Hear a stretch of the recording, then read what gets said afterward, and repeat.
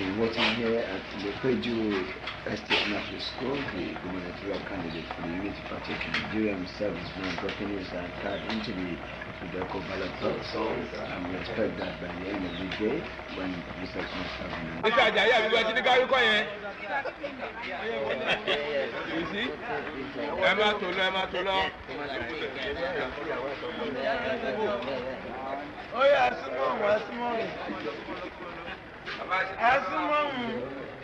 Of course, that video was called out from the 28th July election that happened in 1979, of course, which had the big political wigs of the Alhaji Shehu Shagari of the NPN. It also had Chief Obafemi Awolowo of the UPN and Dr. Nnamdi Azikiwe of the NPP parties, respectively. And we saw, at least we have been able to see with our own eyes, what the video looked like, even if so many of us probably were not around to know. And I know that some of our age parents, they were on disc queue at this time. So I'm going to be taking Olusegun Okwade through. He's a public affairs analyst, through with the I think the peace that was experienced, the peace and tranquility that was experienced in 1979 against what we have in the modern day election. Good morning and welcome on the show. Good morning, Dami, and good morning to all our viewers. Happy to be here this morning. That's great. I'm sure that you were able to. Okay, first of all, let me ask you: did you exercise your franchise yesterday? Evidence to show. Okay, that's absolutely good. So you are one of the very responsible Nigerians. I will always remain responsible because I feel fulfilled casting my vote. That's pretty. Now we're moving into the video that we just showed the viewer. I want to ask you, what do you think particularly has changed in 44 years? Of course, I'm sure that a lot of people have different perspectives to incidents and stories, occurrences, but what's your own takeout from this 44 years difference? Yeah, like you mentioned, we are talking about 44 years ago, and you and I understand civilization has come to play. Technology has taken the rise for each and every one of us, and trust deficit on the part of the citizen and those that are governing us. These are major critical deficiency that has actually spanned the differences in what we had in 1979 and now. That's 44 years ago. And if you ask me, I'm sure you can see that it's still the same. Even then, we have an open ballot system where you have to queue behind a particular candidate that you are actually voting for before they went into the secret ballot system. So, but what has actually changed is that technology, one way or the other, has caused its own advantages, and we've got the disadvantage side of it. The trust gap between the government and those that are being governed has also necessitated some of the things that we are seeing now. And interest, like I always say, politics is about interest. You may not participate actively in politics, but you may definitely have your interest that you feel is at stake when some of these things are going on. Nobody, I would say nobody, follows a political party for the warmth of it. Majority feel that certain things can be done certain ways. Like you mentioned, during the likes of Shagari, Awolowo, Zig, there were differences. People follow the pathway. And one thing I can say, which is a complete gap of what we had 1979 and now, is that majority of our political parties lack ideology. those they days, lack ideology. Those days, you know what the Shagari party stands for, the NNPP. You know what the UPN stands for, then the NPP, what they stands for. Just like we have in the same climb. If you go between the Democrats and the Republican in United States of America, you know that the Republicans are known to be conservative, the Republicans are more of the Democrats, and you've not seen cross-carpeting happening the way we have it here. So there's a wide gap of people jumping from one place to the other because the foundation is wrong. Somebody will wake up this morning in a political party, the next day he has jumped to the other side.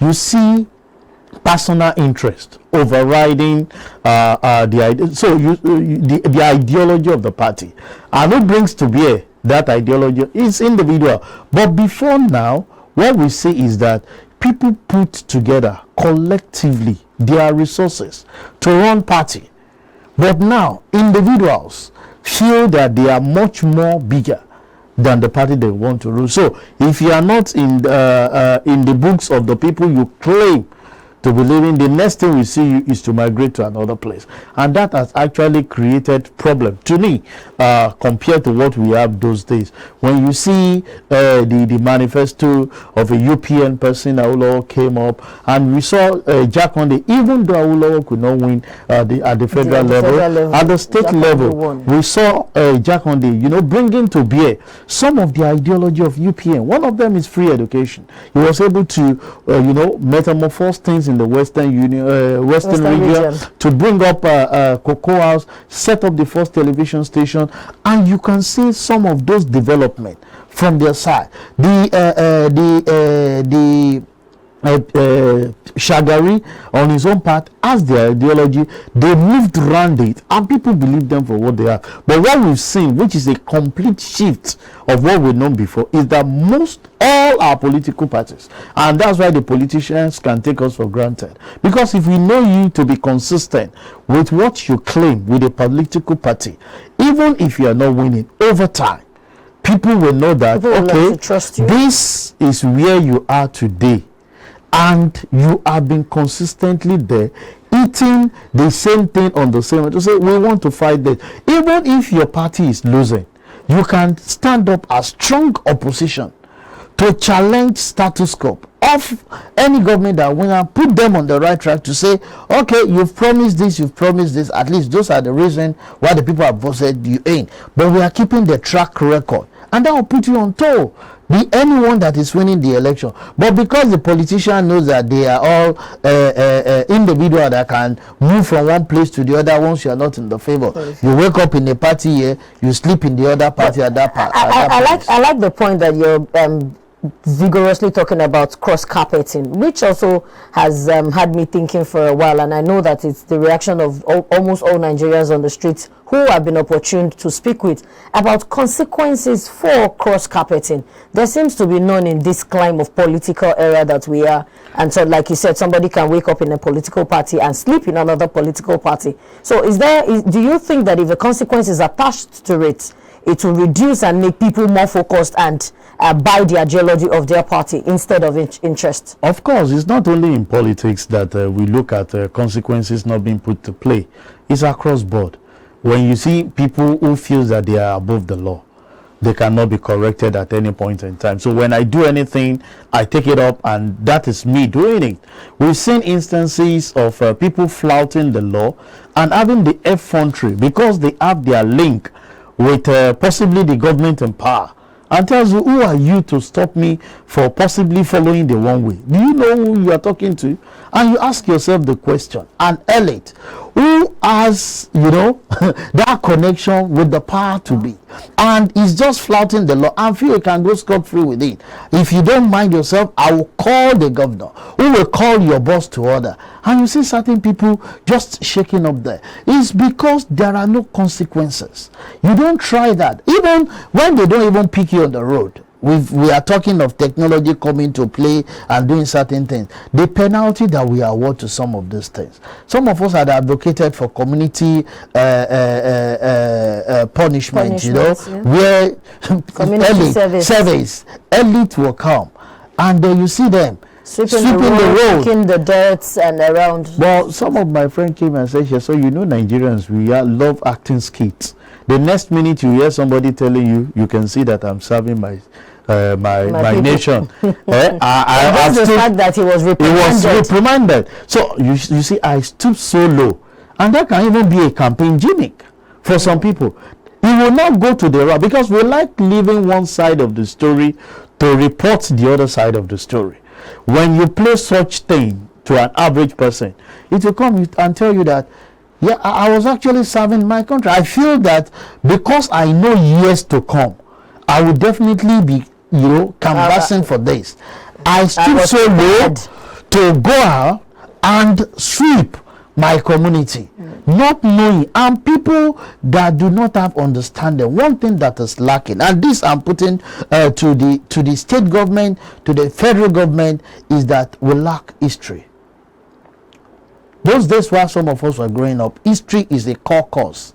If you are in a commercial class or art class, you must take history. And I know civic education, I don't know whether social study, I think it's now civil education. It's now civil education. Yeah, social studies those days tell us certain things. When Nigeria got independence, the first prime minister, some of those histories that you can read. Relate with and have understanding of how certain things. There is a wide gap, and that's why you can see the disconnect of the Gen Z and the older ones and the millennials. You understand? To tell you that this that you're saying we never see practically coming to reality. Somebody who is in the old age, who understand that the Gen Z do not understand history or have history at the end, comes and tell you story that is not. And because they believe in that person closer to them, they take it. But situation where you go back to school, people read history. They know how certain things come to bear. It enlightens you. It gives you an independent view of addressing issue rather than hearing people telling you about it. A lot unsubstantiated stories going on out there. People sit down at the conference and just say it, and because you feel you are possibly an influencer or someone that you have good followers, you feel that should be the norm of the day. No, there are so many things that we have used ourselves to punish ourselves. Another thing is taking back those days. That means I don't know if you are part of those people that did it. We were actually doing languages in our schools. Yes, Yoruba, Hausa, Igbo, indigenous languages. You see, as a Yoruba person, we were taught Igbo language. Absolutely. Those days, I remain Oto, Ifo, Isi. They taught us those things. Yes. The counting, the numbers, those certain things. The basic things. They will teach you French. They will teach you Hausa. Okay, it's always elective. You pick either if you are a Yoruba person. You pick either of the two. If you are an Igbo, you pick either so that you can have understanding. But where do we have that now? Parents at home who have the identity of their language will not even speak that to them, and we are losing traction. You've been go to develop climes. We are not saying you should make it a general language is English, but you should be able. How do you see someone coming to an environment addressing a woman who is not knowledgeable in the language you speak it? Communication is key. If the other person is not understanding you, there's a problem. So these are fundamental things that I think our government at the state, at the federal level should start addressing. We should not lose our identity. Okay. Our identity is fundamental to everything that we need to do. Okay. So I'm listening to your analysis and of course your general submission about the things that used to be in play 44 years ago that's no longer in play now. So it begs my curiosity to ask, if we had history in play then we were actually having social studies, we were learning each other's languages. So how then did we have this division of tribalism, tribal bigotry, and so many insightful and hate speeches from different tribes against each other after we have coexisted for how many years? So where did we get it wrong? You see, I mentioned something that when the goods are going well, give it to the politician. When it's other side, also give the accusation to them. They always bring that division between us. I will say that. See, if we have other things going, you will not see division among, there is no Igbo, there is no Yoruba, there is no Hausa, we are one. But when it is time to bring the citizens, out to do certain things, you start bringing division among them just for your selfish and personal interest. Until we have the interest of the people that will claim that we want to lead or govern, then we are still far from it.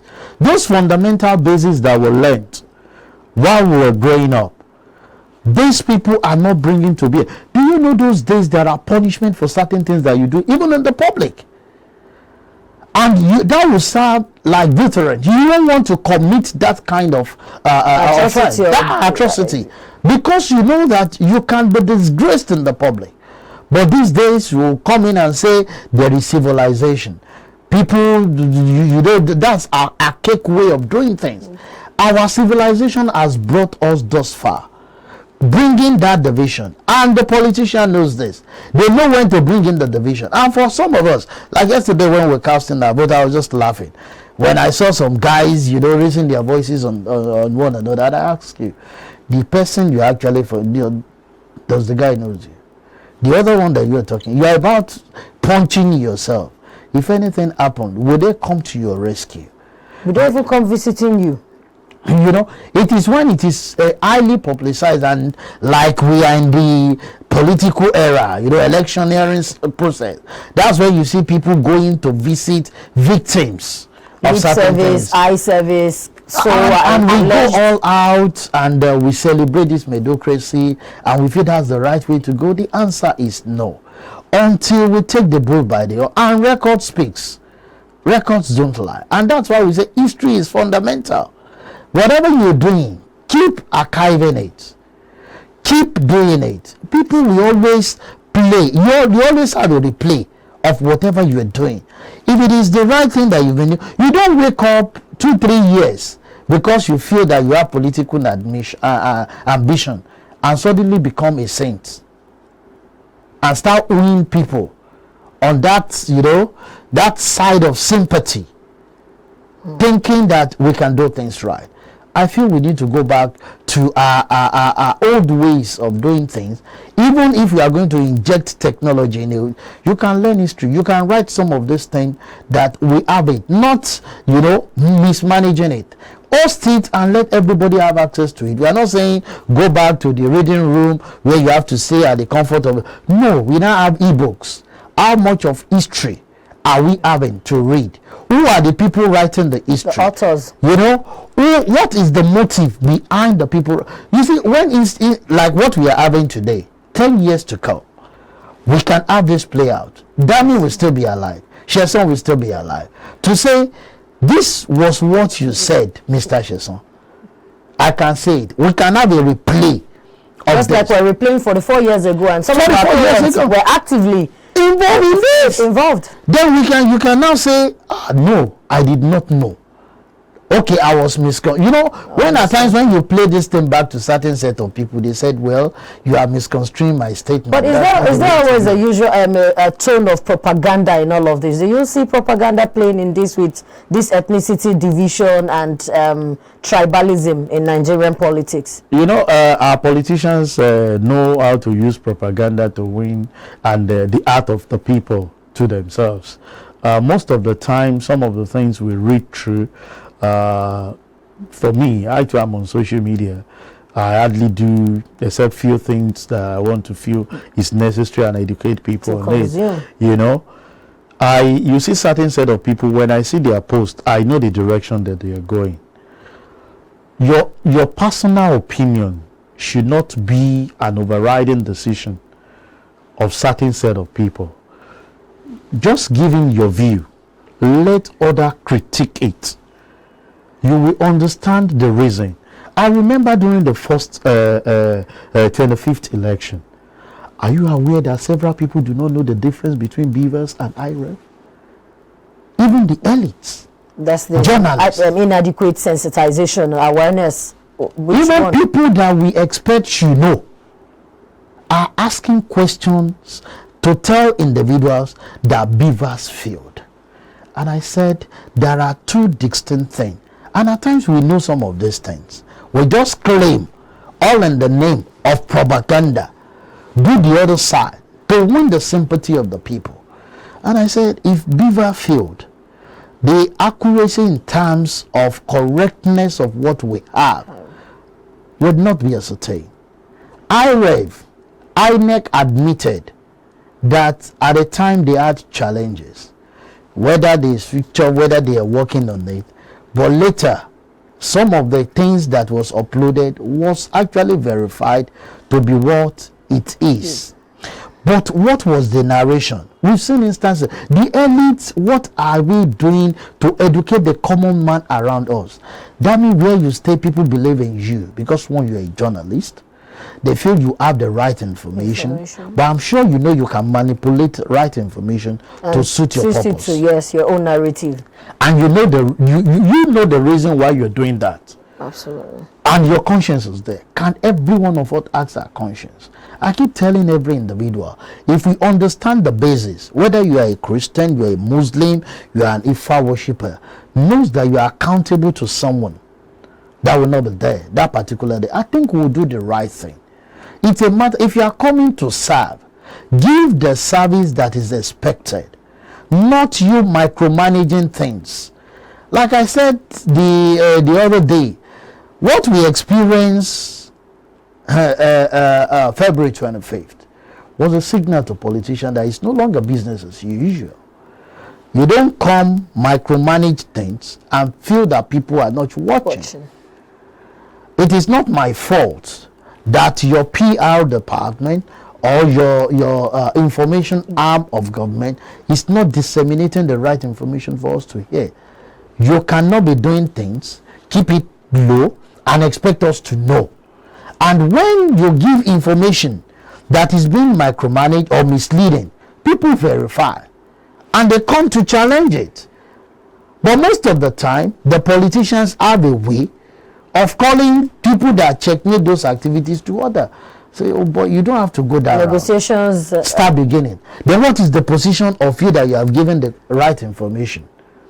Certain people will enter into negotiation and yield the floor, forgetting that the person you negotiated with today, in the next 5 years, when you'll be trying to speak about integrity, will be the one to use it against you. So these are instances where we feel that let the politician get to the business. Don't come and give us manifesto you cannot achieve. If it is one, if it is two, let's focus on it, work on that. And when you talk of continuity, it may not be of the same party. If you have a good idea, we've seen instances where governance or government changes and the former one still follows suit. Discontinuity. Continuity. And we've seen instances of the same party coming to power, downturned. So it's a function of what is your focal point of going into governance. If you claim it is for service, give the service, let people enjoy. We are seeing a lot of surprises happening in states. Unprecedented surprises. We are just seeing those things coming up. So people must get straight to business. Whosoever at the federal, at the state level wins this election knows that it's no longer business as usual. And we are just talking of the two tiers of government. We are coming to the local government, the grassroots. The era of selection, it's over. People are putting their eyes to say, no, what is under, kudos to the president signing the 16 constitution amendment for the electoral. And we know one of it has to do with the autonomy of the local government. So now they can have direct access to their funds, and we hold them accountable. We have not seen. I'm an accountant. We have tried to check. You can criticize the budget of the federal government, criticize that of the state, have access to it. I have not laid my hands on the financials of the local government. Where do you bring in accountability? Where's the integrity? Where's the transparency that we're all asking of? So these are things, and I feel the politicians are getting the message now. The awareness is getting higher and higher. And whether people want to criticize INEC or not, you see, the last election shows that, to me, the credibility we got from your votes, to me, counts. Spring surprises, and that's what encouraged. If not for the social media intimidation, arousing, and all those things, I think it's not a bad election. Okay, in your analysis, you also punched on the beavers and looking at the way the beavers went and talking about giving the flowers to INEC. Do you think that the amount spent on the beavers to ensure ease of this election, do you think that amount was totally effective, looking at the budget that INEC had said they spent and on different arms which they spent it? The budget for the beavers particularly, do you think that it was worth it? Yeah, well, I'm not a core IT person. The rationale, I know majority of some of these things, it's not just the idea of INEC. They go through scrutiny. It's not just one proposal. It's most of the time being competitive bidded for. I want to believe that they follow due process. At least we have a complete shift of what the card reader used to do, and the beavers was able to correct it. And if you ask me, what do I mean? I was at a polling booth during my monitoring exercise last election, and you see people coming at the old way of doing things with somebody's card that it's not their own. And beavers will expose you, because even if we are twins, you can use my card. Yes, we've had such case. And one is thumb printing. As we are, credit to our Almighty God, who knows that even each one of us, there is no one. There's no two persons with the same thumb print. That's one. Your face. While we were trying to I was trying to change my transfer my voter's card. Okay. And I went for the biometrics, and they were like, online, open your, and they were rejecting my picture, saying smile, frown your face, open your eyes. I was like, why all this?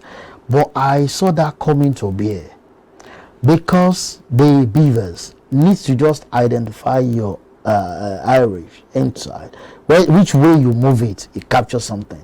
I'm sure if you are trying to use your fingerprint to have security on your phone, you'll be telling you to use every side, so that at any point, whichever one you put, whether you are looking there or not, it recognizes you. And that's the same thing that Beavers was able to do. So for me, I may not be able to look at the cost. I have no idea, and I didn't really meddle into that, knowing fully well that what our government does say is that due processes are being followed in procurement of some of these things. The BP is there to checkmate the activities before approval is actually.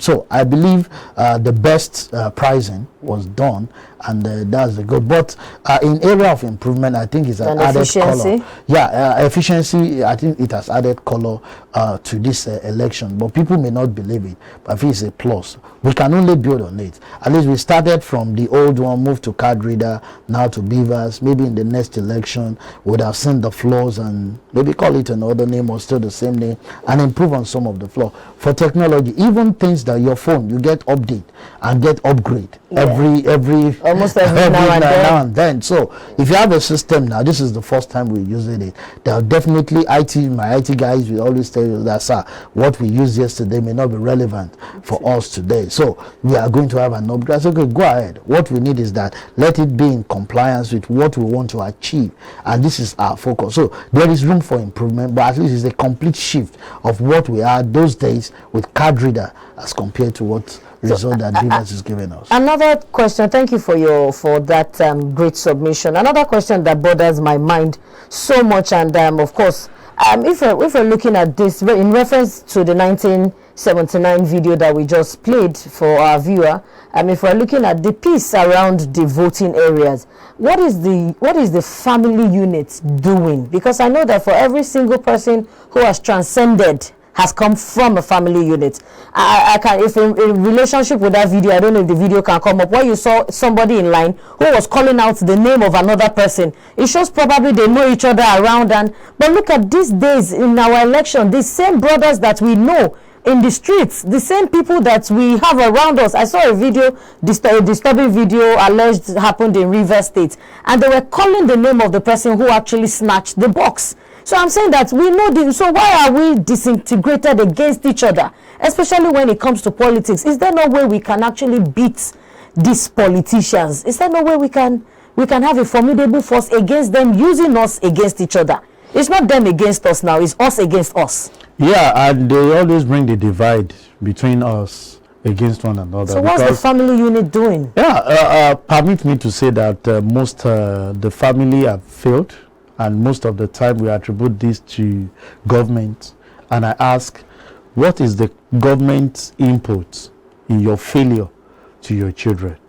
You are chasing money and leaving your responsibility because you want to impress your friends.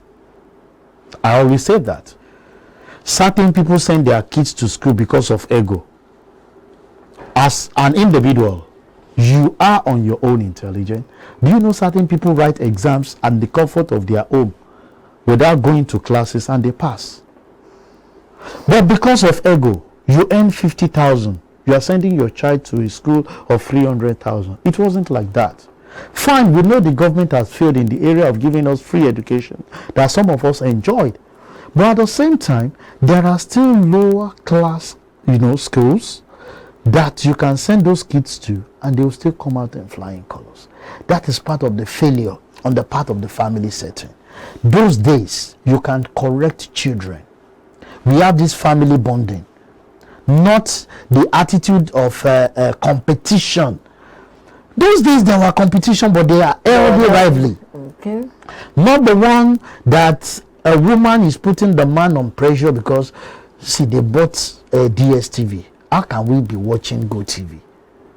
The question is, if you are using that, is it not the same thing you want to watch?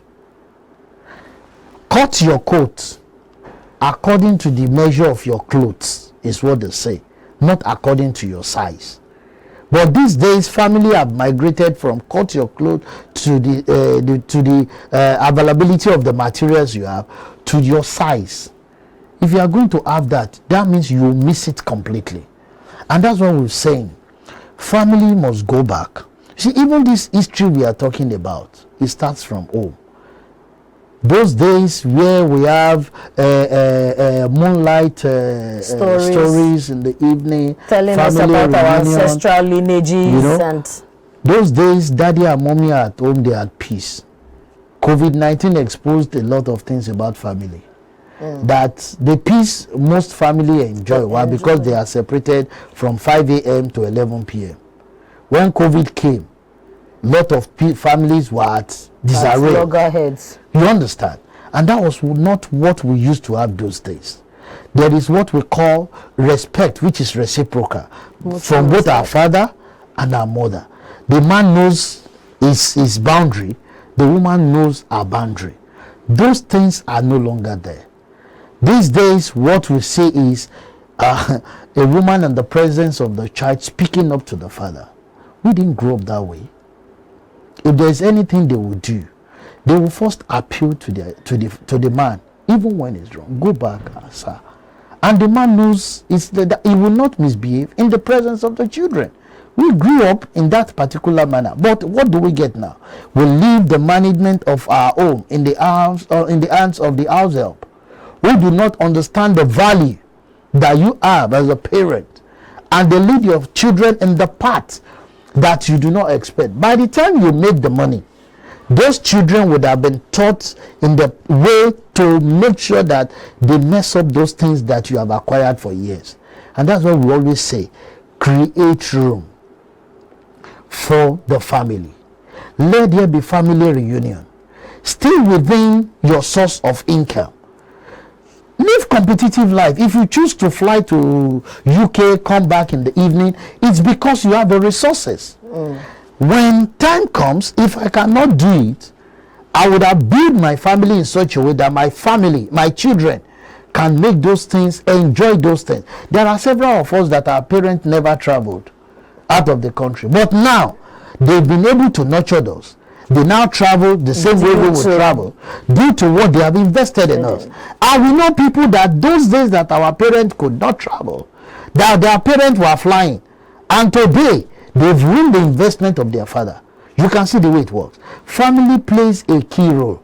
Some of the ills and the vices we see is because of the failure of the family unit, and we must go back to track. Those days, you know, it's compulsory. Even you can claim our mothers are religious, because I know for men they don't give a damn whether it's a Muslim, is a Christian, even if it is the other spiritual, whatever, whatever the traditional, whatever they believe in, you follow through. You see your mom going to evening service, you must go. Fine, we have online services now, no problem.